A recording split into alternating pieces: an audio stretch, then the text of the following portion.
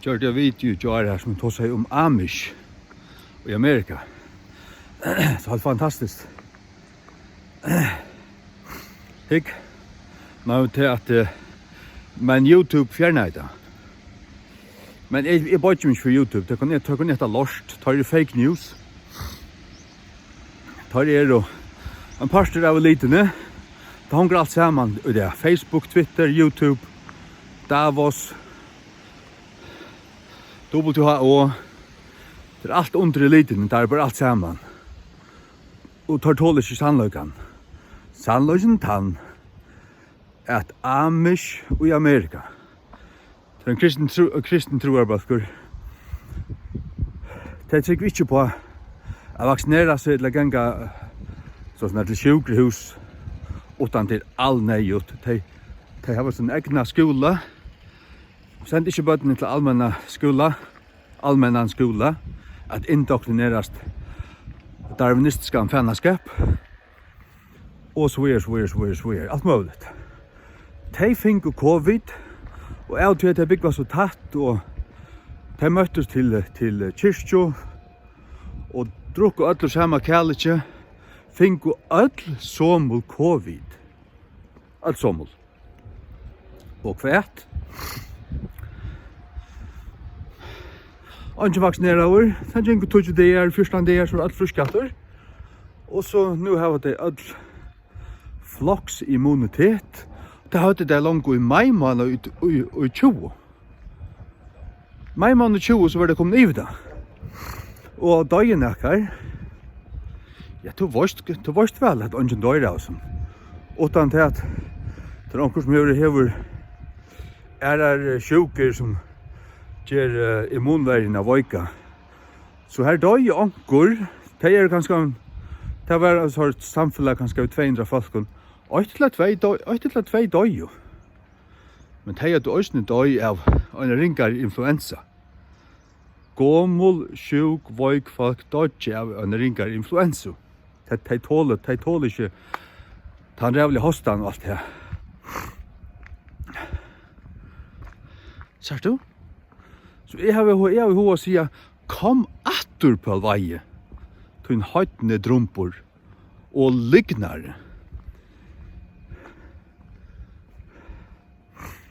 Og kringvarpe. At vi skulle lukka samfellet nye. Rævlig farligt. Det er ikke farligt. Passer jo på at de gamle som ikke tåler få det. De vet vel av at meal aldrin av dem som dodger av han fors og øynefors. Og prosentdelen av dem som få det som kommer fyre seg, det 95,8%. Og vi skulle uppföra oss som att ha dräp annakvart människa. Så som vi vara tvingade till att uppföra oss i fyras när. Det som det är så farligt att hvis du fäckst så var det dejen för det är. Det kunde man tro. Skolar skulle lukkas ner. Vi behöver inte lukka öjnaste skola. Bæra de gamle som i sjuk i forveien. Øysni om det et 45 år gammal folk, men som ordentlig frukt, som fyrir dippar hver morgon, og gongetura ordentlig frukt menneska, letta bæra få covid, gjør ikke et øyneste bette. Her til sannleggen om det her. Forstatt at det her. Alvara tos. Forstatt dere med vår. Folk indoktrinera i. Folk jeg sier akkurat som folk forganda i. Høyla dolka i.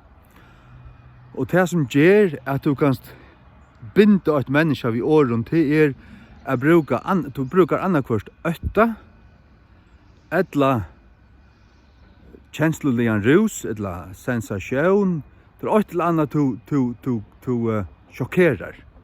Og så sier du hva mennesker skal gjøre, at du egentlig hypnotiserer det, og du styrer det. Og det kan du bare ved at si at det, og som det gjør, da må du si at det atter. Amish det var ikke sjønvarp, ikke færtelefon, de byggva som de gjør det i 1600-talen, og de fingu floksimmunitet, her kom det yvir her. Så ble jeg med og spurte her, hva at alle for å vaksinera det? Vaksinera? Det er for ønskene åkne å vaksinera. Jeg så ønske vaksinera at det visste han ikke om, men kanskje øyndelig tår, det visste han ikke, men det var ikke noe som de gjør det. Sørst du til? Det er ikke bruk for å vaksinera det. Du er ikke bruk for å bruke masku. Du har bruk for at være sonnor, og du har bruk for å få det og komme for å bytte. Og at det er en gang farlig. Yvir øvrig ikke. Og så sier jeg at ja, men som vi tenker skje av det. Men det kunne vi ikke lukka heimen nye fire.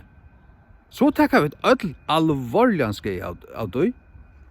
Det kan bare ikke skje av det at de ikke kunne føre badnagar og ikke føre skole og vigvis mannavis. Hvor skjer det til? Tjoneskjellene var for oppe etter, sjálvmordstølene for oppe etter. Det er ikke samfellagshalsa øysene. Er alt covid. Det er derfor kan det. Jeg melder til at til djeva kringvarpen og Paul Weihe han mittast av fingeren.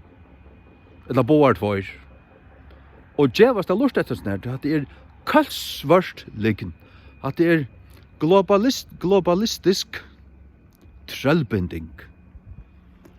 Man kallar det av enskon fear-mongering, eller fear-porn. At det er øtta porno. Du er lagter av det.